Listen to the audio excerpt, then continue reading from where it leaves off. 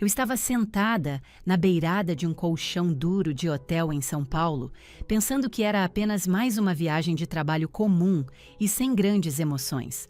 Então, meu celular vibrou na mesa de cabeceira. Era um alerta de movimento do meu sistema de segurança de casa, lá em Curitiba.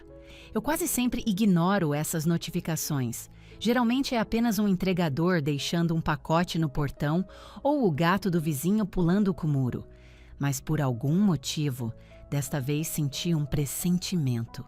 Abri o aplicativo de segurança.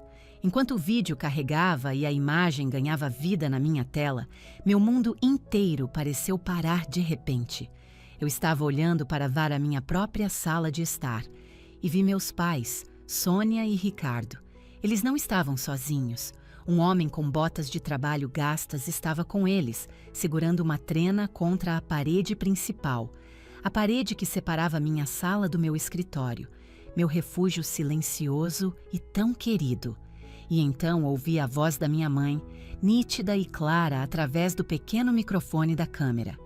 "O Tiago precisa de todo este espaço para o seu estúdio criativo", disse ela, gesticulando com desdém para a minha parede. "Pode derrubar tudo. A Beatriz não vai fazer cena." Meus dedos ficaram dormentes em volta do telefone. Eles não estavam apenas dando uma olhada na casa. Eles estavam planejando a demolição dela. Estavam apagando ativamente o meu espaço, o meu santuário, para construir um projeto fútil para o meu irmão, Tiago. E eles contavam com o meu silêncio. Estavam tão certos de que eu era complacente demais para algum dia me defender. Eu não gritei. Não joguei meu celular contra a parede. Em vez disso, uma calma estranha e gélida tomou conta de mim. Me peguei sorrindo para as pequenas figuras na tela. "Você tem razão, mãe", sussurrei no silêncio do quarto de hotel. "Eu não vou fazer cena. Eu vou fazer um acerto de contas." Antes de entrarmos nos detalhes dessa história, me faça um favor e deixe o seu like, se inscreva no canal e me conte nos comentários de qual cidade você está acompanhando este relato hoje. Fiquei sentada naquela cama de hotel pelo que pareceram horas. A tela do meu celular já tinha apagado há muito tempo, mas a cena estava gravada no interior das minhas pálpebras. Minha mãe apontando para a minha parede com uma autoridade tão casual. Meu pai balançando a cabeça em concordância. O empreiteiro medindo o coração da casa pela qual eu tinha trabalhado tanto para conquistar. Eu não derramei uma lágrima. Acho que eu já tinha passado desse ponto. Lágrimas são para quando você está ferida, mas ainda se agarra a um fiapo de esperança. Eu não tinha mais esperança. Tudo o que eu tinha era um nó frio e denso se formando na boca do estômago. Comecei a arrumar minha mala. Dobrei minhas camisas de trabalho, coloquei meus produtos de higiene na bolsa. Fiz tudo com uma precisão lenta e deliberada. Minhas mãos estavam perfeitamente firmes e isso, mais do que qualquer coisa, me assustou. Eu sentia que deveria estar tremendo. Sentia que deveria estar gritando em um travesseiro. Mas o silêncio naquele quarto parecia mais poderoso do que todo o barulho que rugia na minha cabeça. Saí do hotel antes do amanhecer. Peguei um táxi para o aeroporto de Congonhas. O motorista puxou conversa sobre o clima em São Paulo. Eu apenas balancei a cabeça e murmurei que sim, que estava garoando bastante. Eu não estava realmente ouvindo. Na minha mente, eu já estava de volta a Curitiba. Sentada no portão de embarque, peguei meu notebook. Tinha uma espera de 2 horas antes do meu voo. Eu tinha um trabalho a fazer. Não o meu trabalho na empresa. Este era pessoal. Abri uma nova planilha. No topo, digitei 3 palavras. O acerto de contas. Por anos, eu disse a mim mesma que era a filha dedicada, a irmã que apoiava. Minha família reforçava essa narrativa constantemente. "Você é o nosso porto seguro, Beatriz", meu pai dizia com um sorriso orgulhoso. "Você é a forte da família", minha mãe ecoava. Agora eu entendia o que aquelas palavras realmente significavam. Significavam que eu era o caixa eletrônico deles. Entrei no portal do meu banco. Naveguei até a função de busca e filtrei os últimos 5 anos. Procurei por Tiago Oliveira. Procurei por Sônia. Procurei por Ricardo. A lista que apareceu na tela era assustadoramente longa. Eu não parava de rolar a página. Comecei a transferir os valores para a minha planilha. Item 1º de setembro de 2021. 25 mil. Eu me lembrava dessa transferência vividamente. Tiago tinha me ligado no meio da noite, com a voz embargada de choro. Ele alegou que estava em sérios apuros com o aluguel e que estava prestes a ser despejado. É só um empréstimo, Bia, eu juro, ele prometeu. Recebo uma comissão na próxima sexta. Ele nunca me pagou. Quando toquei no assunto, um mês depois, minha mãe ficou indignada. Ele é seu irmão, ela retrucou. Você vai mesmo ficar contando moedas? Família é para ajudar a família. Então eu deixei para lá. Item 2. Janeiro de 2022. 45 mil reais. Tiago tinha dado perda total no carro dele. Ele jurou que não foi culpa dele, que houve um erro burocrático com o seguro que negou a cobertura. Ele precisava de uma entrada para um veículo novo para poder ir trabalhar. Eu transferi o dinheiro. Descobri mais tarde que ele nem estava empregado.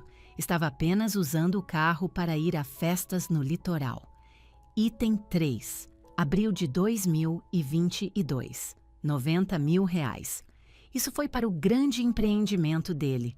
Tiago teve a ideia brilhante de começar uma marca de café artesanal por dropshipping. Ele me mostrou protótipos e um design básico de site. Eu só preciso do capital semente, Bia.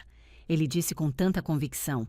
Você será minha primeira investidora. Você vai recuperar o dobro do dinheiro em 6 meses. Fácil. Meu pai me sentou à mesa da cozinha deles. Beatriz, veja a garra dele. Você tem esse emprego estável, tem economias. Ajude seu irmão a construir algo para si mesmo. Eu dei o dinheiro a ele. 6 meses depois, não havia marca de café. O site estava fora do ar. E o Tiago passou 3 semanas em Porto de Galinhas com os amigos. Quando o confrontei, ele apenas deu de ombros. O mercado estava volátil. Não foi minha culpa. Continuei digitando, meus dedos voando pelo teclado.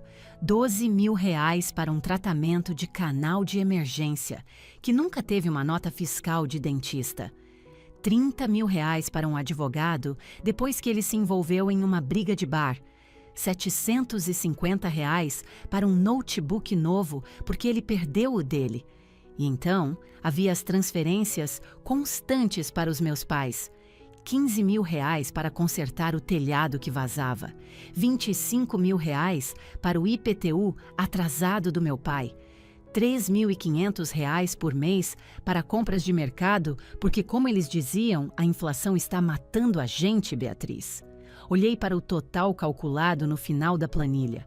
605 mil reais. Fiquei encarando aquele número até meus olhos arderem. Era o suficiente para ter quitado uma parte enorme da minha hipoteca.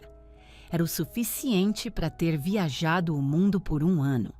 Era o suficiente para ter começado um negócio próprio. E tudo tinha sumido. Uma onda de náusea me atingiu. Não era apenas pelo dinheiro, era a mentira. Eles nunca me amaram por quem eu era. Eles me amavam pelo que eu fornecia. Eu era um recurso, uma utilidade. Eu era como uma torneira na parede. Você abre a manivela, consegue o que precisa e fecha. Você não agradece à torneira.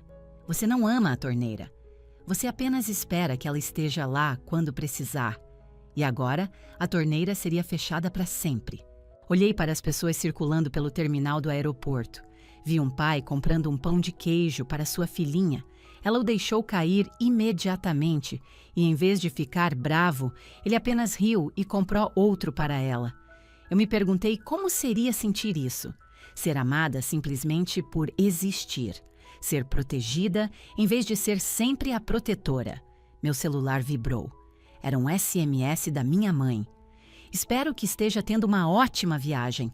Não precisa ter pressa para voltar. Estamos apenas dando uma olhada na casa para você. Está tudo bem por aqui. Te amo. Li a mensagem 3 vezes. Está tudo bem. Ela estava mentindo na minha cara. Neste exato momento, ela provavelmente estava escolhendo cores de tinta para o novo estúdio do Tiago. Provavelmente estava decidindo quais dos meus pertences queridos jogar fora para abrir espaço. Eu não respondi, não conseguia. Se fizesse isso, poderia dizer algo real. E para o meu plano funcionar, eu precisava que eles acreditassem que eu ainda era a mesma filha boba e obediente. Eu precisava que eles se sentissem completamente seguros. O voo para Curitiba está no portão de embarque. O anúncio ecoou pelo terminal. Fechei meu notebook, salvando o arquivo como averdade.ilsx. Levantei-me e caminhei em direção ao portão. Eu me sentia diferente, mais pesada, mas de alguma forma mais sólida. Por 33 anos eu tentei comprar o afeto deles. Paguei mais de R$600 mil por isso, e tudo o que consegui foi uma conta bancária esvaziada e um coração oco. Caminhei pela ponte de embarque. O ar estava gelado. Pensei na minha casa, meu santuário. Eu tinha comprado aquela casa há 3 anos, a primeira coisa na minha vida que era verdadeira e completamente minha. Eu plantei cada flor no jardim dos fundos. Pintei as paredes com o meu tom favorito de azul ardósia. Era silencioso. Era a minha paz. Meu irmão, Tiago, era barulho. Ele era o caos. Ele deixava um rastro de bagunça por onde passava. Ouvia música alta a qualquer hora. Trazia estranhos para a casa dos nossos pais, sem pensar 2 vezes. Meus pais sabiam de tudo isso. Sabiam o quanto eu valorizava minha tranquilidade. Mas eles não se importavam. Tiago queria um estúdio. Tiago queria ser um criador de conteúdo. Tiago queria ser famoso. Então a Beatriz tinha que fazer um sacrifício. A Beatriz sempre se sacrificava. Desta vez não. Sussurrei enquanto entrava no avião. Encontrei meu assento na janela e observei o chão se afastar enquanto subíamos. A cidade de São Paulo encolheu até se tornar uma grade de luzes cintilantes. Fechei os olhos. Eu não dormi. Eu planejei. Imaginei a parede que eles estavam tão ansiosos para destruir. Imaginei o empreiteiro. Eles estavam assumindo que eu chegaria em casa, veria a demolição e cairia em prantos. Então minha mãe me envolveria em um abraço e diria que é para o melhor, Beatriz. O Tiago precisa disso. Não seja tão egoísta. E meu pai acrescentaria que eles poderiam fazer um acabamento bonito e que isso valorizaria a casa. E eles esperavam que eu simplesmente aceitasse e dissesse que tudo bem. Eles estavam esperando a velha Beatriz, mas a velha Beatriz ficou para trás na pista de Congonhas. A mulher neste avião era outra pessoa. Eu não estava indo para casa para fazer as pazes. Eu estava indo para casa para declarar guerra. Mas eu não usaria meus punhos e não usaria minha voz para gritar. Eu usaria a verdade. E usaria a única coisa que eles valorizavam mais do que jamais me valorizaram: dinheiro. O voo pareceu interminável. Fiquei apenas olhando pela janela para o mar infinito de nuvens, que pareciam macias e acolhedoras, tão diferentes da minha vida que parecia afiada e cinzenta. Quando o avião finalmente pousou em Curitiba, estava chuviscando. É claro que estava. Parecia que o céu estava chorando por mim, para que eu não precisasse chorar. Tirei meu celular do modo avião e ele foi imediatamente inundado de notificações. E-mails de trabalho, spam e mais um SMS da minha mãe. O Tiago está tão animado para você voltar. Temos uma grande surpresa para você. Uma surpresa? Era assim que eles chamavam a profanação da minha casa. Uma surpresa? Senti um lampejo de raiva quente e cortante. Tive vontade de responder que eu via a câmera e mandá-lo sair da minha casa, mas eu me contive. Se eu desse qualquer aviso, eles iriam se mexer, iriam limpar a bagunça, esconder as ferramentas e tentar me convencer de que eu estava louca. Diriam que estavam apenas tirando medidas e que não iam fazer nada de verdade. Eu tinha que pegá-los em flagrante. Precisava que eles se sentissem completamente seguros na sua traição. Mas eu precisava de ajuda. Não podia entrar nessa sozinha. Precisava de alguém lá dentro, alguém que soubesse o que estava acontecendo na minha casa agora mesmo. Pensei na noiva do Tiago, a Camila. Camila era uma adição relativamente nova à nossa família, estando com o Tiago há cerca de 2 anos. Eles tinham ficado noivos há 6 meses. No começo, eu tive um pé atrás com ela. Parecia apenas mais uma das amigas festeiras do Tiago, sempre impecável com seu cabelo bem cuidado e maquiagem perfeita. Mas, nos últimos meses, notei algo mais nela. Vi o cansaço em seus olhos durante nossos jantares em família. Vi ela limpando silenciosamente a bagunça do Tiago enquanto ele ficava vidrado em videogames. Vi a maneira como ela me olhava com um lampejo de simpatia sempre que minha mãe fazia um comentário passivo-agressivo sobre minha carreira ou meu estado civil. Era um olhar que dizia que ela também via o que estava acontecendo. Camila não era como eles. Ela estava presa, assim como eu estive. Abri minhas mensagens e encontrei o nome dela. Digitei que vi as imagens da câmera de segurança. Sei que eles estão na minha casa. Sei sobre a parede. Pouso em 2 horas. Não conte a eles que estou chegando. Meu polegar hesitou sobre o botão de enviar. Era um risco. E se ela fosse uma deles? E se ela corresse direto para o Tiago e mostrasse a mensagem? Todo o meu plano estaria arruinado. Mas eu tinha que confiar no meu instinto. E meu instinto dizia que a Camila também estava se afogando. Apertei enviar. Caminhei pelo terminal, com o coração batendo forte no peito. Observei os 3 pontinhos aparecerem na minha tela. Ela estava digitando. Então, eles desapareceram. Parei no meio do saguão e alguém esbarrou em mim. Ei, olha por onde anda, um homem resmungou. Eu nem percebi. Os pontinhos reapareceram. Então, a mensagem chegou. Graças a Deus. Eu tentei impedi-los, Beatriz. Eu tentei mesmo. Sua mãe disse que você tinha concordado. Disse que era um presente surpresa para o Tiago. Um suspiro que eu nem sabia que estava segurando escapou dos meus lábios. Ela não tinha me traído.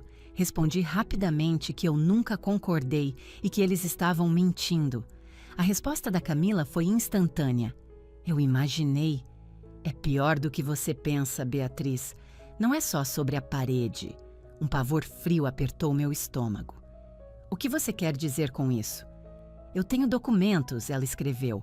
Encontrei no carro do Tiago. Tirei fotos. Não sabia o que fazer. Fiquei com medo de te contar. Que documentos?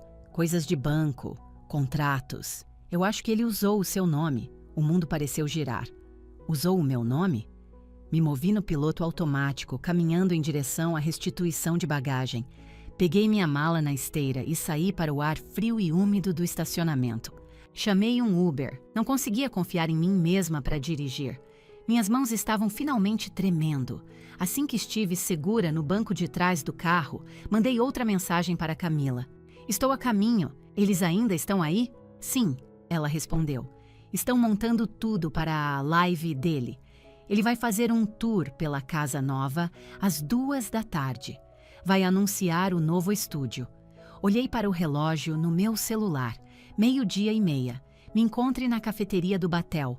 Aquela perto da praça. Traga as fotos. Não deixe que eles te vejam saindo. Tudo bem. Vou dizer que vou buscar espumante para comemorar.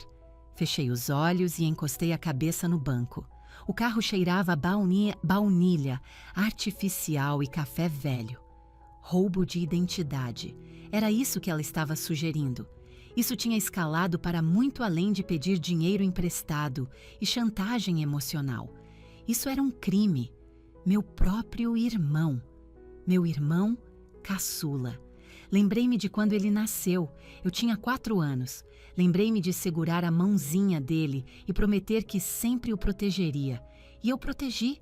Protegi de valentões na escola. Protegi quando ele reprovava nas matérias.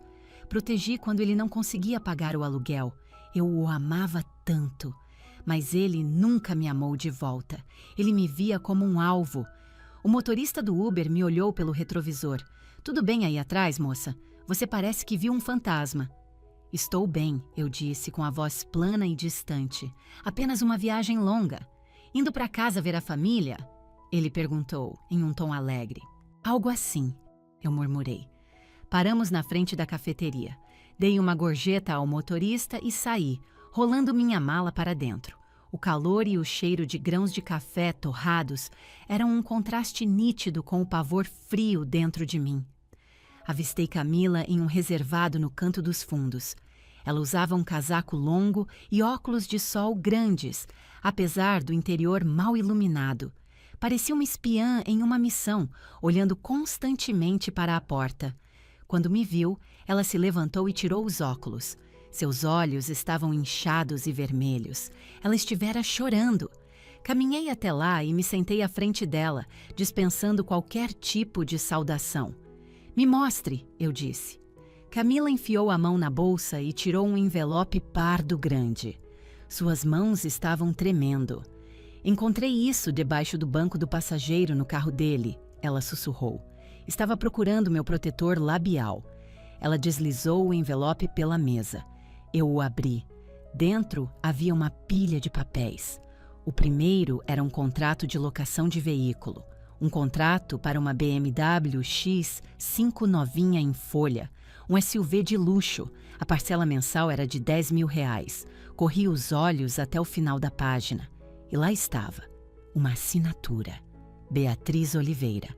Mas eu nunca assinei aquilo. Era uma falsificação razoável, mas a volta do meu B estava toda errada. Ele me disse que comprou com lucros de criptomoedas, Camila disse, com a voz trêmula. Disse que tinha feito uma fortuna com uma moeda nova, mas ele assinou seu nome como avalista. Se ele atrasar uma parcela, vão vir atrás de você. Um fogo frio se acendeu no meu peito. Passei para o próximo documento. Era uma fatura de cartão de crédito, um cartão Black com limite alto. O limite de gastos era de R$ 100.000. O nome do titular era Ricardo Oliveira, meu pai. Ele abriu este no nome do seu pai. Camila explicou. "Olha o saldo." Eu olhei. R$ 98.780. Ele estourou o limite, ela sussurrou. Em menos de um mês, equipamentos de câmera, roupas de grife, uma viagem para o Rio de Janeiro com a equipe dele. "O papai sabe disso?" perguntei, minha voz quase um sussurro. Camila balançou a cabeça. "Acho que não." O Tiago redireciona a correspondência. Ele configurou a conta online para ir para um e-mail falso. Havia mais um documento. Era uma proposta de empréstimo empresarial, de R$ 350.000. A proponente era Beatriz Oliveira. "Ele enviou isso na semana passada", Camila disse. "Ainda não foi aprovado. Mas Beatriz, ele usou o seu CPF. Ele sabe todos os seus dados." Fiquei encarando a proposta. Me senti fisicamente violada. Era pior do que alguém invadir minha casa. Ele tinha invadido minha vida. Tinha roubado os números que me definiam. E meus pais? Estavam na minha casa agora mesmo, derrubando uma parede para ajudá-lo a fazer isso. "Por que você está me mostrando isso?" perguntei a Camila, olhando-a diretamente nos olhos.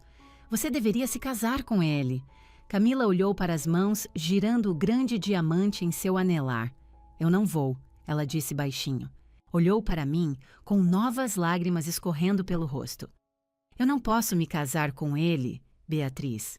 Achei que ele fosse apenas irresponsável com dinheiro, um sonhador.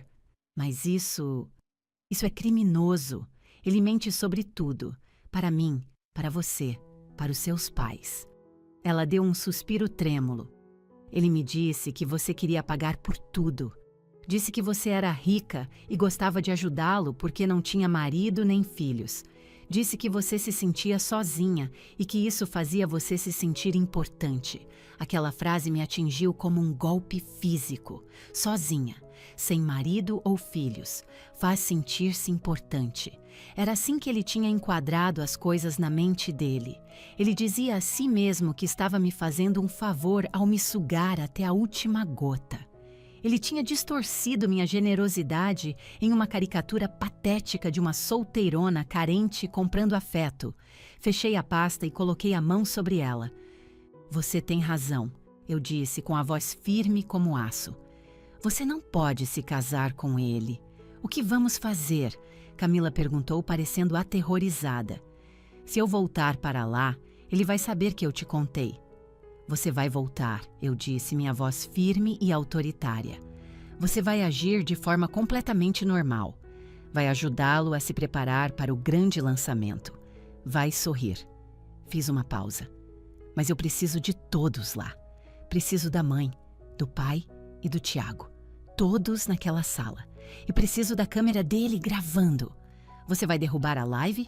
Não, eu disse, levantando-me e pegando minha mala. Eu vou encerrá-la. Olhei para Camila.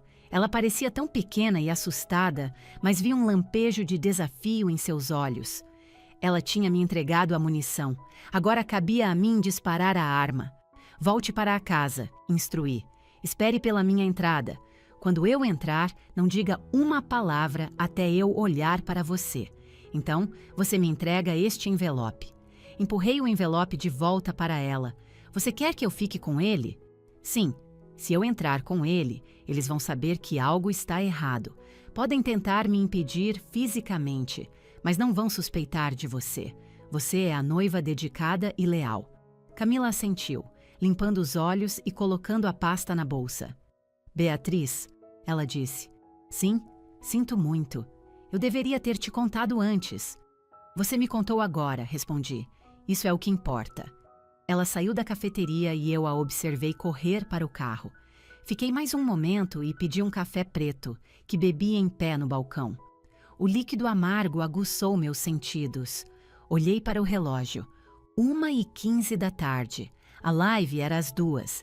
Eu tinha 45 minutos. Saí para a rua. A chuva tinha diminuído para uma garoa fina, mas o céu continuava de um cinza pesado. Combinava com o meu humor. Não chamei outro Uber. Caminhei até uma locadora de veículos próxima. Eu queria estar no banco do motorista. Queria estar no controle. Aluguei um sedã comum, coloquei minha mala no porta-malas e me sentei ao volante, ajustando o retrovisor. Estudei meu reflexo. Eu parecia exausta. Havia olheiras profundas sob meus olhos. Meu cabelo estava um caos por causa do voo. Não me dei ao trabalho de arrumar. Não passei maquiagem. Queria que eles me vissem assim, crua, sem filtros, real. Eu não era uma celebridade, não era uma influenciadora. Eu era uma mulher que trabalhava 60 horas por semana para pagar o teto sob o qual eles estavam. Liguei o motor e dirigi em direção ao meu bairro. As ruas foram ficando familiares, os pinheiros altos, os jardins residenciais silenciosos. Entrei na minha rua e meu coração começou a martelar contra as costelas. Vi de longe. Minha garagem estava lotada. O carro dos meus pais estava lá. A BMW novinha do Tiago, aquela que eu aparentemente tinha avalizado, estava estacionada de forma arrogante, em um ângulo torto. Uma van branca de empreiteiro estava parada sobre a calçada e havia balões. Eles tinham amarrado um monte de balões pretos e dourados na minha caixa de correio. Uma placa fincada no meu canteiro de flores dizia: Lançamento do estúdio do Tiago. Minhas hortênsias premiadas estavam pisoteadas. Estacionei o carro alugado 3 casas abaixo. Desliguei o motor e peguei meu celular. Abri o aplicativo de segurança novamente. Mudei para uma visão ao vivo. Minha sala de estar tinha sumido. Meu sofá, minha mesa de centro, meu lindo tapete persa, tudo tinha desaparecido. No lugar deles, havia uma fileira de luzes de estúdio em tripés, uma cadeira gamer ridícula, uma mesa com 3 monitores e um enorme fundo verde encostado na parede. A parede que eles ainda não tinham demolido. Graças a Deus. Mas eu conseguia ver uma marreta encostada nela, esperando. Tiago estava parado no centro de tudo, se exibindo. Usava uma jaqueta de marca nova e conferia o cabelo em um dos monitores. "Tudo bem, mãe", ouvi ele dizer em um microfone. "Quando eu começar a live, você e o pai fiquem logo atrás da câmera e aplaudam, ok? Façam parecer que tem muita gente. Estamos tão orgulhosos de você, querido." A voz da minha mãe mimou enquanto ela entrava no quadro. Estava usando seu melhor vestido. "Ricardo, sai desse telefone!" Tiago latiu. Meu pai apareceu na imagem com o telefone no ouvido. "Estou só checando o limite do cartão, Tiago. O cartão foi recusado na conveniência." "Não se preocupa com isso", Tiago retrucou.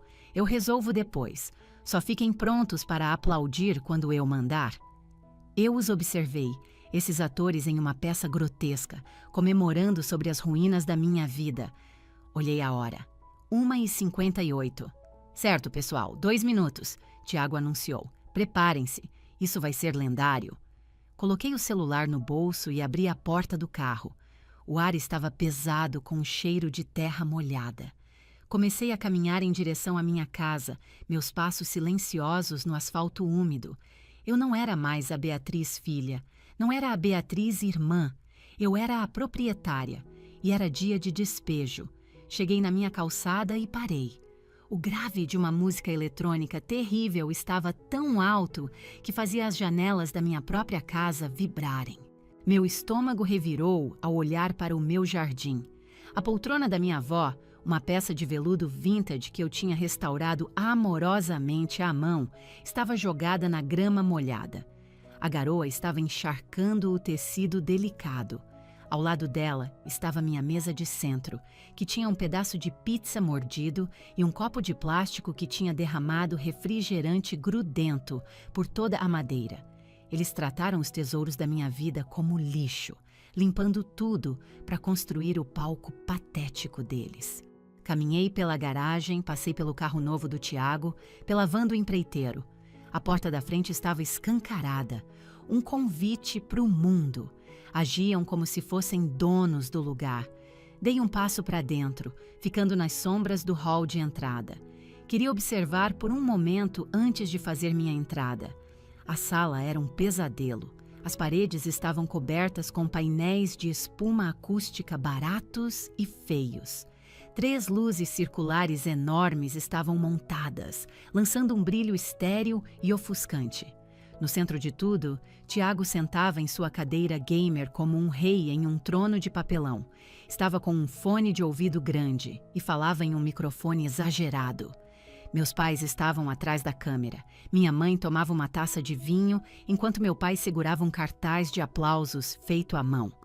Camila estava no canto perto da cozinha, pálida. Ela me viu no corredor e seus olhos se arregalaram em alarme. Coloquei um dedo sobre os lábios. Ela deu um aceno quase imperceptível e olhou para baixo, para o celular. A voz do Tiago, artificialmente animada e bombástica, encheu a sala. "Fala, galera do canal!" ele gritou. "Bem-vindos ao lançamento oficial do Hub Criativo Tiago Oliveira. Estamos ao vivo, estamos gigantes e vamos direto para o topo."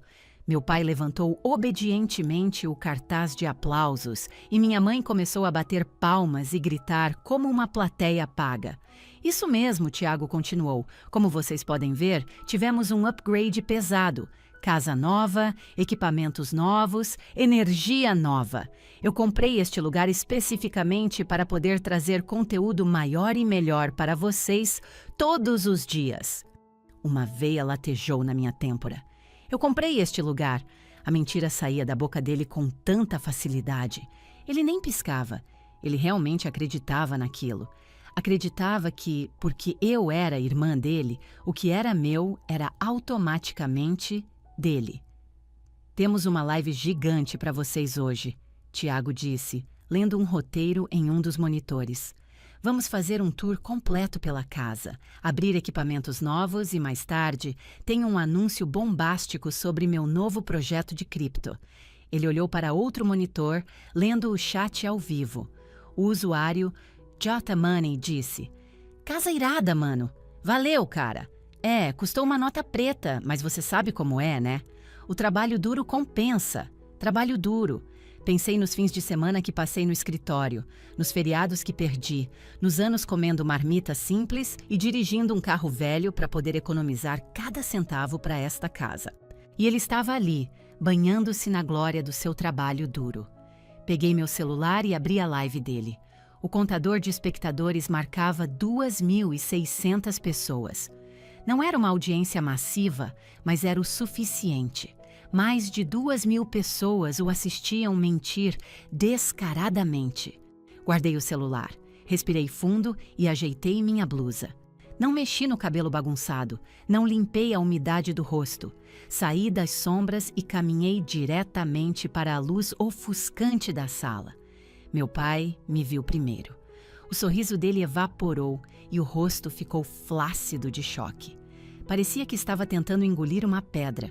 Fez um gesto frenético com a mão, tentando me mandar de volta, me esconder. Eu o ignorei. Caminhei direto para a câmera. Tiago não me viu até que eu estivesse parada bem ao lado da cadeira dele. Ele notou meu movimento no monitor e girou a cadeira. "Opa!" ele disse com a expressão momentaneamente confusa. Então, o sorriso falso e enérgico voltou ao lugar. "E aí, galera? Olha só quem apareceu! Uma convidada surpresa!" Ele esticou o braço para passar por cima do meu ombro, tentando me puxar para o enquadramento, como se eu fosse apenas mais um acessório no show dele. "Esta é minha irmã, Beatriz. Ela passou para me desejar sorte. Dá um oi para a galera, Bia." Ele apertou meu ombro com força. Era um aviso claro. "Entra no jogo." Eu não sorri, não acenei. Simplesmente peguei a mão dele e a tirei do meu ombro, soltando-a como se fosse algo nojento. Então, olhei diretamente para a lente da câmera. "Eu não sou uma convidada", eu disse. Minha voz era baixa, mas cortou a energia falsa da sala. O microfone de alta qualidade captou tudo perfeitamente. "Eu sou a dona desta casa e vocês todos estão invadindo minha propriedade." A sala ficou em silêncio absoluto. O único som era o zumbido baixo dos ventiladores do computador. Tiago soltou uma risada, mas era nervosa e aguda. "Haha, ela é muito brincalhona, pessoal. Sempre pregando peças em mim." "Boa, Bia." Ele se virou para mim com os olhos brilhando de fúria e sussurrou por entre os dentes. "O que diabos você está fazendo? Sai da frente da câmera." "Não." Eu disse alto, dando mais um passo em direção à câmera. Queria que cada uma daquelas 2.600 pessoas visse meu rosto. Queria que vissem o cansaço profundo gravado em minhas feições. "Meu nome é Beatriz Oliveira", disse para minha câmera. "Eu comprei esta casa em 2021. Meu nome está na escritura. Meu nome está no financiamento. Meu irmão, Tiago, não mora aqui. Ele invadiu minha casa enquanto eu estava fora em uma viagem de negócios. Corta a transmissão!" Meu pai gritou, derrubando seu cartaz de papelão e correndo em direção ao computador. "Não ouse tocar nisso." Eu disparei contra ele. Minha voz foi tão afiada, tão cheia de uma autoridade que ele nunca tinha ouvido vinda de mim, que meu pai realmente congelou no lugar. Ele só conhecia a filha quieta e boazinha. "Se você cortar essa live", eu disse ao meu pai, "eu ligo para a polícia agora mesmo e apresento queixa por invasão de domicílio." Minha mãe correu para frente com o rosto em uma máscara de terror. "Beatriz, por favor, você está nos envergonhando na frente de todas essas pessoas." "Eu sei", respondi. "Esse é o objetivo." Voltei-me para o Tiago. Ele estava branco como papel, com os olhos fixos no monitor do chat. Olhei para lá também. Os comentários voavam. "Espera, o que está acontecendo? Isso é combinado?" Ela parece estar falando sério. "Kkkk. Drama de família. Peraí, ele roubou a casa mesmo?" "Você queria conteúdo, Tiago?" Perguntei a ele. "Aqui está o seu conteúdo." Tirei um papel dobrado do bolso de trás. Era a impressão da minha planilha. O acerto de contas. "O Tiago acabou de dizer que o trabalho duro compensa", anunciei para a câmera. "Ele disse que comprou esta casa. Disse que comprou o carro de luxo com ganhos de cripto." "Beatriz, para com isso", Tiago implorou, com a voz falhando. "Podemos conversar depois." "Por favor." "Já acabamos de conversar", eu disse. "Nos últimos 5 anos fui eu quem conversou. Agora eu serei a pessoa que lê." Desdobrei o papel. Setembro de 2021, li claramente. Empréstimo para o aluguel, R$ 25.000. Nunca devolvido. "Isso foi um presente", minha mãe gritou lá de trás. "Você deu esse dinheiro para ele?" Eu a ignorei. Janeiro de 2022. Entrada para carro após acidente, R$ 45.000. "Você alegou que não foi sua culpa, mas o boletim de ocorrência dizia que você estava no celular." Tiago levantou da cadeira. "Cala a boca! Você está estragando tudo!" Ele tentou pegar o papel, mas eu recuei. Abril de 2022. Continuei, aumentando o tom de voz. Investimento para uma marca de café. R$ 90 mil. O dinheiro foi gasto em 3 semanas de férias em Porto de Galinhas. O chat era uma cachoeira de indignação. Meu Deus, exposto! Porto de Galinhas? Mano, paga sua irmã. Que cara folgado. Agosto de 2023, li adiante. Dinheiro para a fiança, R$ 30 mil. Tiago congelou. Ele olhou para a câmera horrorizado. Sabia que aquilo era um segredo. Tinha dito aos seguidores que estava tirando um tempo para cuidar da saúde mental. Nunca contou que estava em uma cela por agressão. Para com isso, minha mãe berrou, correndo e agarrando meu braço, as unhas cravando na minha pele. Você está destruindo ele. Ele é seu irmão. Como você pode ser tão cruel? Olhei para minha mãe, depois para a mão dela apertando meu braço. Cruel? Passei toda a minha vida adulta financiando os fracassos dele. Paguei o aluguel, os carros, os problemas com a justiça. Já dei a ele mais de R$ 600 mil. E em troca, ele e os pais dele decidem derrubar a minha casa? É isso que você chama de cruel? Puxei meu braço. Agora, esta é a parte da live onde vocês se sentam e calam a boca. Meus pais me olharam como se eu tivesse criado uma segunda cabeça. Eu nunca, jamais, tinha falado com eles daquele jeito. Tiago tinha se afundado de volta na cadeira, cobrindo o rosto com as mãos. Foi um empréstimo, Bia. Ele resmungou por entre as palmas das mãos. Eu ia te pagar. Tudo. A voz de streamer falsa tinha sumido, substituída pelo lamento patético que eu conhecia tão bem. Eu só precisava de mais um tempo. O canal está prestes a decolar. Você não constrói uma carreira roubando as pessoas que te amam, eu disse.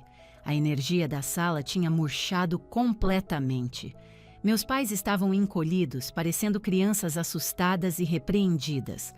Tiago era um trapo humano. Mas eu não tinha terminado, porque aquilo era apenas o dinheiro que ele tinha tirado de mim. Aquilo era apenas a parte que eu sabia.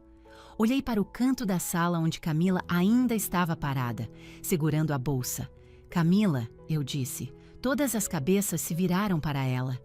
Tiago olhou confuso, sem entender por que eu a estava envolvendo nisso. Você está com um envelope? Perguntei. Camila assentiu. O rosto dela estava manchado de lágrimas, mas o queixo estava erguido. Ela caminhou para a frente, entrando sob as luzes fortes. Camila, não faz isso, Tiago disse, o medo real finalmente surgindo em sua voz. Amor, por favor. Camila nem olhou para ele. Olhou direto para mim enquanto me entregava o envelope pardo. O que é isso? Meu pai perguntou. Abri o envelope e tirei o contrato de locação.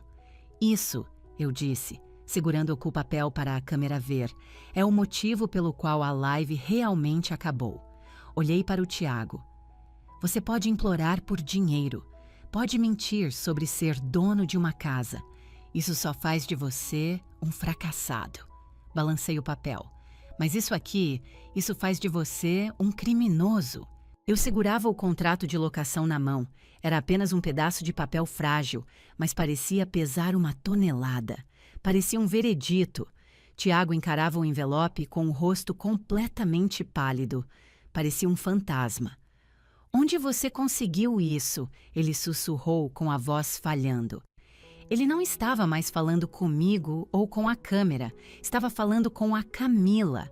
Camila estava ao meu lado, o corpo tremendo, mas a resolução firme. Encontrei no seu carro, ela disse, a voz baixa, mas soando com clareza na sala silenciosa, debaixo do banco. Você me disse que comprou a BMW com o dinheiro das criptos. Disse que pagou à vista. Tiago lambeu os lábios, os olhos correndo para a porta como se planejasse uma fuga. E eu paguei, ele mentiu fracamente. Isso aí é só papelada velha. Não significa nada. Para de mentir, eu ordenei. Caminhei até o meu pai e entreguei o documento a ele. Olha o final da página, pai, eu disse. Olha a assinatura. Meu pai pegou o papel, com as mãos trêmulas. Ele apertou os olhos para ler o final da página enquanto minha mãe se inclinava sobre o ombro dele. Diz aqui: Beatriz Oliveira, meu pai leu em voz alta. Ele olhou para mim com uma expressão confusa. Você avalizou o carro para ele. Não, pai, eu não avalizei. Mas a sua assinatura está bem aqui. Minha mãe insistiu, apontando para a tinta. É o seu nome. Você deve ter esquecido. Você ajuda tanto ele. Talvez tenha assinado sem pensar muito. Soltei uma risada seca e sem humor. Mesmo agora, com a prova irrefutável nas mãos, ela estava tentando protegê-lo desesperadamente. Estava tentando fazer parecer que foi um erro meu, e não um crime dele. Mãe, eu disse pacientemente, olha a data. 18 de outubro. Minha mãe olhou. E daí? Eu estava em São Paulo no dia 18 de outubro, eu disse. Estava em uma convenção nacional de vendas. Tenho as passagens aéreas. Tenho os recibos do hotel. Eu nem estava no Paraná. A sala caiu em um silêncio profundo. E olha o B, acrescentei. Eu sempre faço a volta do meu B por cima. Esse aí foi feito por baixo. Meu pai olhou mais de perto, traçando a assinatura com um dedo trêmulo. Ele conhecia minha caligrafia. Tinha visto em cartões de aniversário e cheques de empréstimo por 33 anos. Não é a assinatura dela. O papai sussurrou, com a voz oca. Ele olhou para o Tiago. Você assinou o nome dela? Tiago saltou da cadeira, derrubando-a com um estrondo. Eu tive que fazer isso! Ele gritou com o rosto ficando vermelho. Eu precisava do carro para a minha marca. Você não pode ser um influenciador de elite dirigindo um Celta velho. Eu precisava da BMW para parecer bem-sucedido. Então você cometeu falsidade ideológica e estelionato? Perguntei. Eu ia pagar as parcelas. Ele gritou, a voz beirando o histérico. Assim que o canal explodisse, eu ia quitar tudo. Você nem ia ficar sabendo. Isso é falsificação, eu afirmei calmamente. Isso é fraude. Isso é crime, Tiago, minha mãe arquejou, levando a mão à boca. Pela primeira vez no dia, ela não o olhava com adoração, olhava com medo genuíno. A live, claro, ainda estava rodando. Olhei para o monitor. O chat estava tão rápido que eu não conseguia ler as mensagens individuais, mas os emojis contavam a história. Carros de polícia, sirenes, rostos chocados. Isso é real? Alguém digitou. O cara vai ser preso ao vivo, outro escreveu. Tiago viu o chat também. Ele avançou para o computador, tentando alcançar o mouse para encerrar a live. Deixa aí, eu disse. Não, ele berrou. Desliga isso. Você queria ser famoso, eu disse. Queria uma audiência. Bem, você conseguiu uma. Deixe que eles assistam. Ele congelou, olhando para mim com puro ódio. Você está arruinando a minha vida, ele cuspiu. Você só está com inveja. Sempre teve inveja porque a mãe e o pai me amam mais. Foi um insulto infantil e mesquinho, mas ainda assim doeu. Era a única verdade que ele tinha dito. Eles realmente o amavam mais. Eu sabia disso desde criança. Sim, eu disse calmamente. Eles te amam mais. Eles te deram tudo. Me deram nada além de expectativas e fardos. Dei um passo em direção a ele. Mas ser o favorito não te salvou, não é? Ser o favorito te deixou fraco. Você acha que o mundo te deve algo só porque a mãe e o pai nunca disseram não. Mas o mundo não é a mãe e o pai. E nem eu sou. Minha mãe finalmente desabou, caindo em um choro alto e pesado. Por favor, ela soluçou. Vamos resolver isso. Podemos devolver o carro. Podemos dizer que foi um mal-entendido. Beatriz, não conte para ninguém. Somos uma família. Uma família? Repeti, apontando para o buraco na minha parede e o lixo no meu chão. Uma família não rouba sua identidade. Uma família não planeja a destruição da sua casa pelas suas costas. Nós vamos pagar pela parede, minha mãe implorou. Com que dinheiro? Perguntei secamente. Vocês me pedem dinheiro para fazer feira. Minha mãe se calou. Acabou, eu disse. O carro vai ser devolvido. O estúdio acabou e todos vocês precisam ir embora. Tiago soltou outra risada maníaca. Você não pode nos expulsar. Ele desdenhou. A mãe e o pai disseram que eu podia morar aqui. Tenho direitos, eu pesquisei. Eu apenas balancei a cabeça. Você invadiu minha casa hoje de manhã. Você não tem direito nenhum, Tiago. Você é um invasor. Eu não vou a lugar nenhum, ele disse, sentando desafiadoramente na beirada da mesa e cruzando os braços como uma criança. Tudo bem, eu disse, mas ainda não terminamos aqui. Voltei-me para a Camila. Mostre o resto para eles. Meu pai ainda segurava o contrato falsificado, parecendo que ia passar mal. Estava encostado na parede para se apoiar. Camila enfiou a mão na bolsa mais uma vez e tirou a segunda pilha de papéis. Tiago viu e seus olhos se arregalaram de pânico. Camila, não, ele avisou, com a voz baixa e ameaçadora. Se você fizer isso, nós terminamos. Estou falando sério. Eu desmancho o noivado. Camila apenas olhou para ele, depois para o anel de diamante em seu dedo. Em um movimento lento e deliberado, ela deslizou o anel para fora. Caminhou até a mesa e o colocou ao lado dele. O diamante fez um clique suave e final contra a madeira. Nós terminamos no momento em que eu encontrei isso, ela disse. Então se virou para o meu pai. Ricardo, ela disse gentilmente, você precisa checar o seu celular. Meu celular? Meu pai perguntou, parecendo atordoado.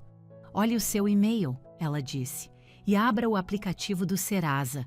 O Tiago configurou os alertas para irem para uma pasta oculta, mas você deve conseguir pesquisar.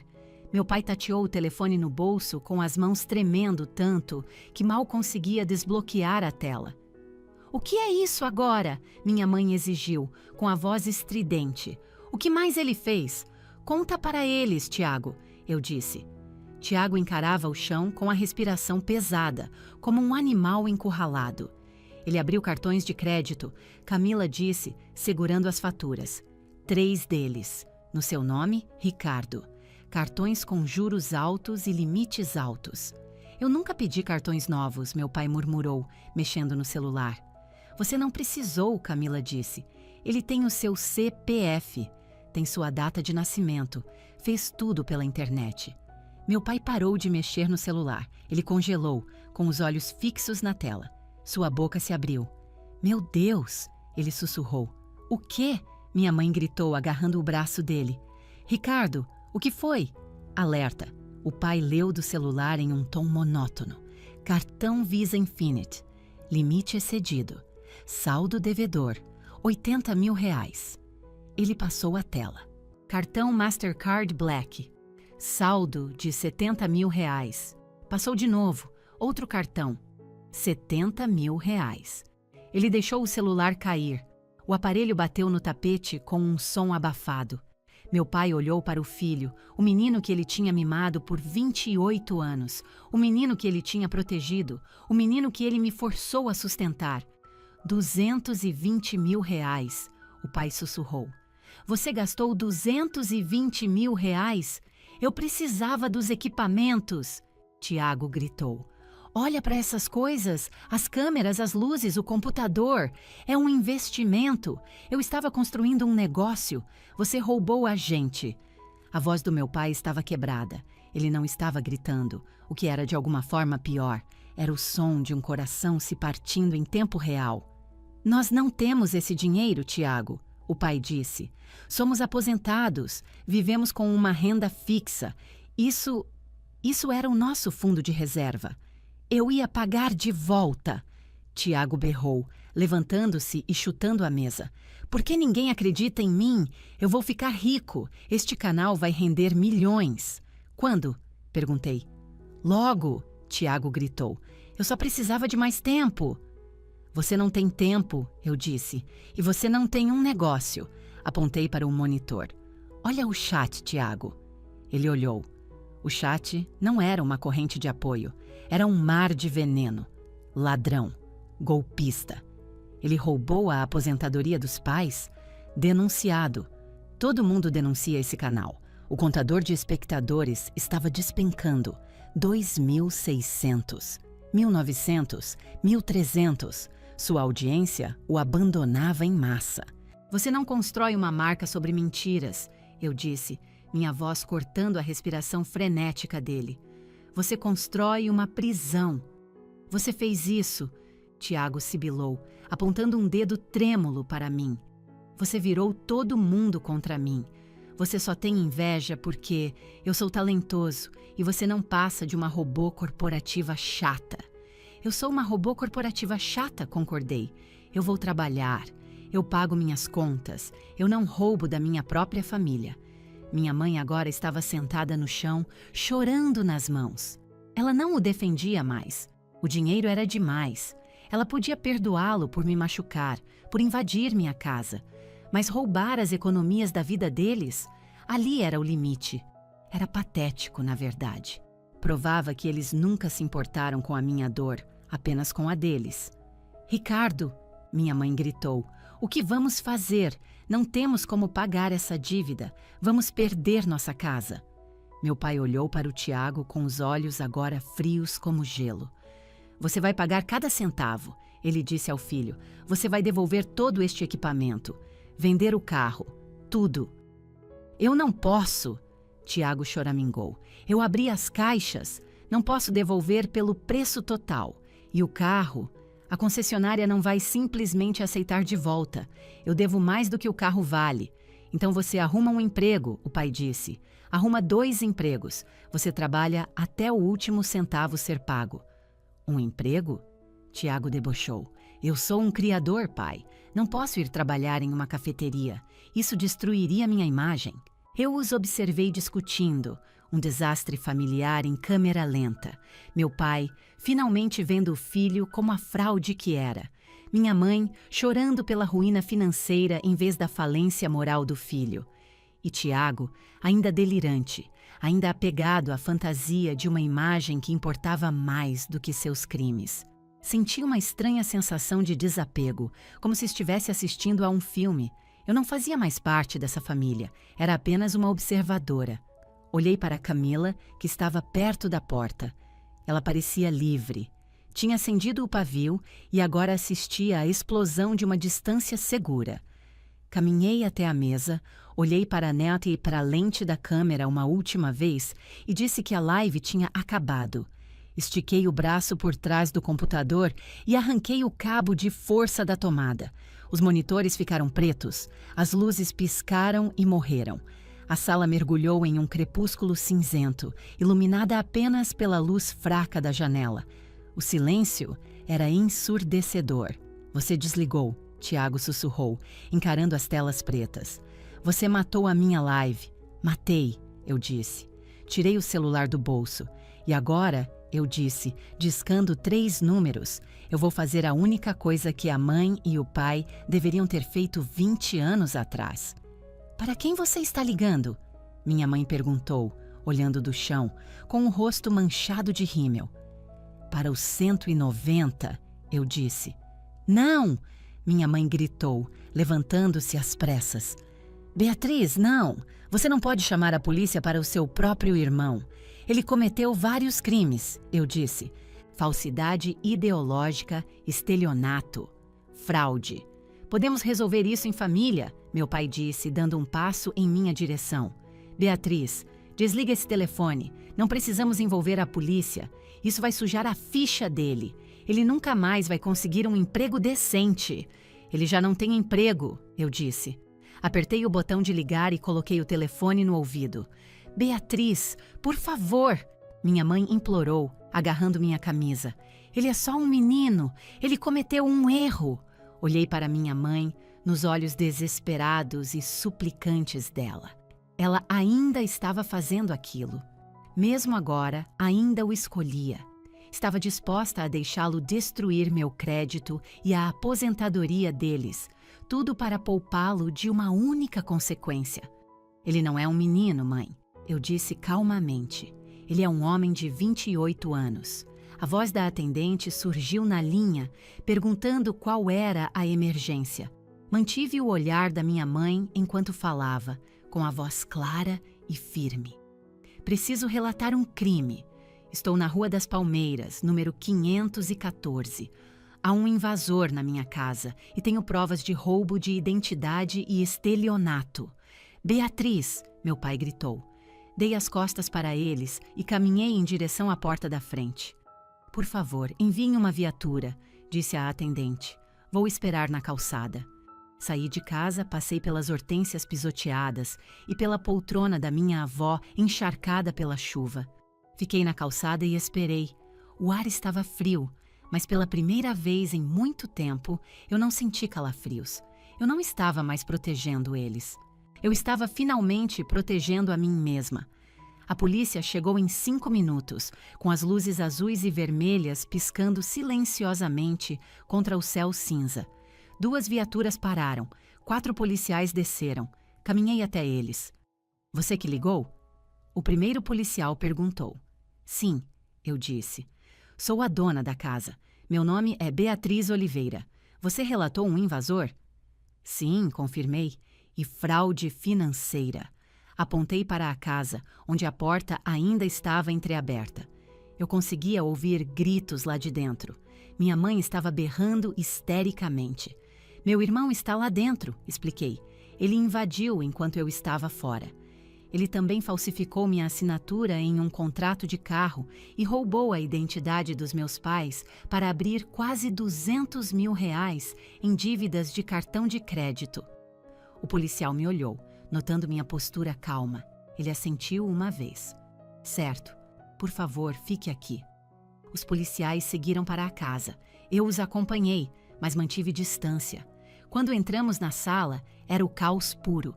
Tiago estava tentando freneticamente desplugas o computador, arrancando cabos da parede. Senhor, afaste-se do equipamento, um dos policiais ordenou. Eu estou indo embora, Tiago gritou. Só estou pegando minhas coisas e saindo. Isso não é dele, eu disse da porta. Tudo foi comprado com cartões roubados. Mentirosa! Tiago berrou e avançou, não contra o equipamento, mas em minha direção. O policial agiu com rapidez, colocando-se na frente de Tiago e torcendo o braço dele para trás. Calma aí, rapaz, o policial disse com firmeza. Me solta! Tiago lutava. Vocês sabem quem eu sou? Eu sou uma figura pública. Vocês não podem me tocar. Tiago, para com isso, meu pai gritou. Ele estava sentado no chão, segurando a cabeça, parecendo 20 anos mais velho do que naquela manhã. Camila caminhou até os policiais e entregou o envelope pardo. Aqui está a prova, ela disse, a voz inabalável. O contrato falsificado, as faturas, está tudo aí. Um policial pegou os papéis e analisou a assinatura. Olhou para o Tiago. Tiago Oliveira, o policial disse, a voz sem emoção. Vire-se, mãos para trás. Não! Minha mãe gritou, correndo em direção ao policial. Ele não teve intenção. É só um menino. Foi um erro.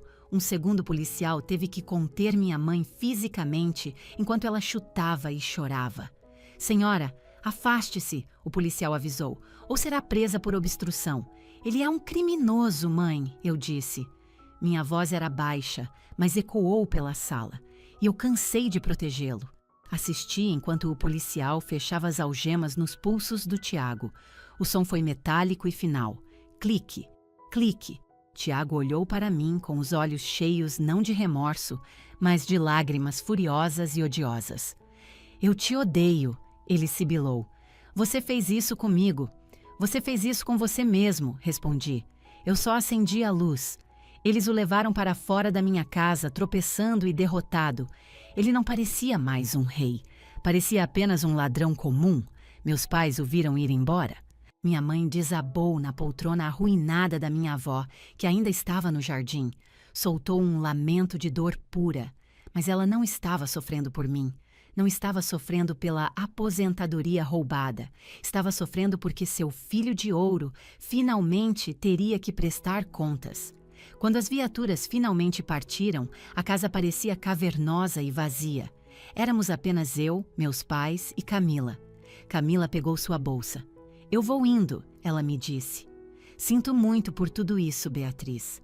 Obrigada, eu disse sinceramente, por falar a verdade. Ela assentiu, sem sequer olhar para os meus pais, e saiu pela porta sem olhar para trás. Ela foi a mais esperta de todos. Saiu antes que o navio afundasse completamente. Voltei-me para os meus pais. Eles estavam parados no meio da sala destruída, cercados por espuma descascando e chão riscado. O rosto do meu pai estava vermelho de fúria. Você está feliz agora? Ele exigiu. Eu pisquei. Feliz? Você destruiu esta família? Ele gritou, apontando um dedo trêmulo para mim. Chamou a polícia para o seu próprio irmão, mandou ele para a cadeia. Como você pôde fazer isso com a gente? Eu apenas olhei para ele, incrédula. Mesmo agora, mesmo depois de ver as dívidas, a falsificação, a total falta de remorso. Ele roubou 200 mil reais de vocês, pai, eu disse. Ele roubou minha identidade. Ele ia demolir minha casa. É só dinheiro. Minha mãe gritou, levantando-se. Poderíamos ter dado um jeito no dinheiro, mas você não pode consertar uma ficha criminal. Você arruinou o futuro dele. Ele arruinou o próprio futuro, eu disse. Você não tem coração, minha mãe cuspiu. Sempre foi fria e teve inveja dele. Você queria que isso acontecesse. Eu queria um irmão, eu disse baixinho. Eu tive um parasita. Caminhei até a porta da frente e a segurei aberta. Saíam. O quê? O pai perguntou. Saiam da minha casa, repeti, minha voz não deixando margem para discussão. Os dois. Peguem o carro e saiam. Você não pode simplesmente nos expulsar, minha mãe disse horrorizada. Somos seus pais. Vocês não são meus pais, eu disse. Vocês são os pais do Tiago. Fizeram essa escolha anos atrás. Não temos para onde ir, meu pai protestou. Viemos de longe, estamos cansados. Vão para um hotel, eu disse. Ouvi dizer que os do centro são ótimos, mas vocês não vão ficar aqui. Fiquei ali, como um objeto imóvel na porta. Esperei. Eles me olharam, procurando a garota fraca e maleável que sempre cedia. Procuravam a filha que assinava cheques e pedia desculpas pelo próprio sucesso. Ela não estava mais lá. Eles viram uma estranha, uma mulher que tinha finalmente chegado ao seu limite. Lentamente, meu pai pegou seu paletó, pegou o braço da minha mãe. Ela ainda chorava, resmungando sobre como eu era cruel e ingrata. Passaram por mim sem uma palavra, sem um olhar. Assisti enquanto entravam no carro, assisti enquanto partiam. Fechei a porta da frente, tranquei a fechadura, passei a corrente. Então escorreguei pela porta até sentar no chão. A casa estava em silêncio absoluto. Era uma zona de desastre. Havia buracos na parede, lixo no chão e meus móveis estavam encharcados no jardim. Mas era minha. Eu não chorei. Apenas fiquei ali sentada, ouvindo o som da chuva no telhado. E foi o som mais bonito que já ouvi. Algumas semanas depois, recebi uma ligação da minha tia Marta. Marta era irmã do meu pai e a única pessoa na nossa família com um pingo de bom senso. Ela tinha me ligado no dia seguinte à prisão e não gritou. Apenas ouviu. Agora ligava com novidades. Eles perderam a casa, Beatriz, Marta disse com a voz pesada. Meus pais? Sim, ela suspirou. A dívida do cartão de crédito era alta demais, os juros eram astronômicos e eles gastaram cada centavo que sobrou com um advogado para o Tiago. É claro que gastaram, eu disse com uma risada sem humor. Eles estão se mudando para um apartamentinho alugado no interior de Minas. Marta continuou. Estão dizendo, para quem quiser ouvir, que você é o motivo de estarem pobres, que você é um monstro. Sorri um sorriso genuíno desta vez. Deixe que digam, respondi. Deixe que inventem a história que quiserem. Eu tenho os comprovantes. O Tiago aceitou um acordo. Ela acrescentou. 1 ano e 6 meses por fraude e estelionato. Com bom comportamento pode sair em 1 ano. Ele não vai se comportar, eu disse. Não, Marta concordou. Não vai. Ela fez uma pausa. Você está bem, querida? Estou melhor do que bem, tia Marta, eu disse. Estou livre. 6 meses se passaram. Era primavera em Curitiba e a chuva interminável finalmente tinha dado lugar a um sol fraco, mas bem-vindo. Eu estava no meu quintal. Tinha transformado o quarto extra, aquele que eles queriam destruir, em um lindo jardim de inverno. Instalei janelas de vidro enormes e comecei uma horta hidropônica. Era um trabalho silencioso e pacífico. Eu estava checando o pH da água, podando folhas de manjericão e observando a nova vida crescer. O ar cheirava a hortelã, tomate e terra limpa. A campainha tocou. Limpei as mãos no avental e fui para a frente da casa. Ela estava bonita de novo. Comprei móveis novos, nada caro, apenas coisas confortáveis que eu amava.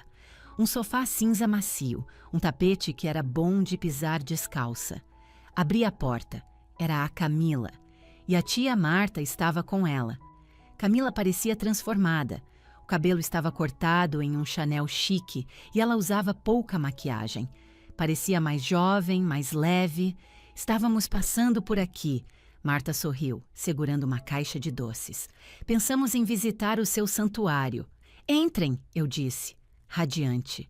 Sentamos no jardim de inverno e fiz chá de hortelã com a erva do meu próprio jardim. Não falamos sobre o Tiago ou sobre meus pais. Camila nos contou sobre seu novo emprego em uma clínica veterinária. Estava saindo com um professor de história. Um cara legal e comum que paga as próprias contas. Ela brincou. É o paraíso. Marta contou sobre os netos. Ficamos ali por horas enquanto o sol entrava pelas janelas. Eventualmente, a conversa mudou, como sempre acontece. Falei com o seu pai semana passada, Marta disse baixinho, olhando para a xícara de chá. Eu não estremeci, não senti aquele velho e familiar nó de pavor. Como eles estão? Perguntei. Amargurados, Marta disse sem rodeios. Estão sem dinheiro e cheios de rancor. Ainda tratam as cartas do Tiago da prisão como se fossem sagradas. Ela olhou para mim. Eles dizem que você os abandonou, Beatriz. Dizem que você é ingrata. Olhei para os meus pés de tomate, os caules fortes e verdes, as raízes profundas na água rica em nutrientes. Eu tinha podado todas as folhas amareladas, para que as partes saudáveis pudessem prosperar. Eu não os abandonei. Eu disse suavemente, eu os despejei. Peguei minha tesoura de poda e cortei um galho seco de um pé de manjericão. Por 30 anos, tentei crescer no solo deles, eu disse, mas o solo deles era tóxico. Eu estava murchando, tia Marta. Eu estava morrendo. Olhei para as duas mulheres sentadas comigo. Camila, que teve a coragem de falar. Marta, que teve a coragem de ouvir. As únicas que ficaram ao meu lado quando meu mundo desmoronou. Família não é apenas quem compartilha o seu sangue, eu disse. É quem respeita as suas raízes. Servi mais chá para as duas. Eu não sou mais a provedora, eu disse a elas, com um sorriso real se espalhando pelo meu rosto. Agora eu sou a jardineira. Olhei ao redor da minha casa silenciosa, ensolarada e pacífica. Não havia exigências, não havia caos, não havia dívidas. Meu jardim estava finalmente livre das ervas daninhas e pela primeira vez na vida eu estava finalmente florescendo. Fim da história.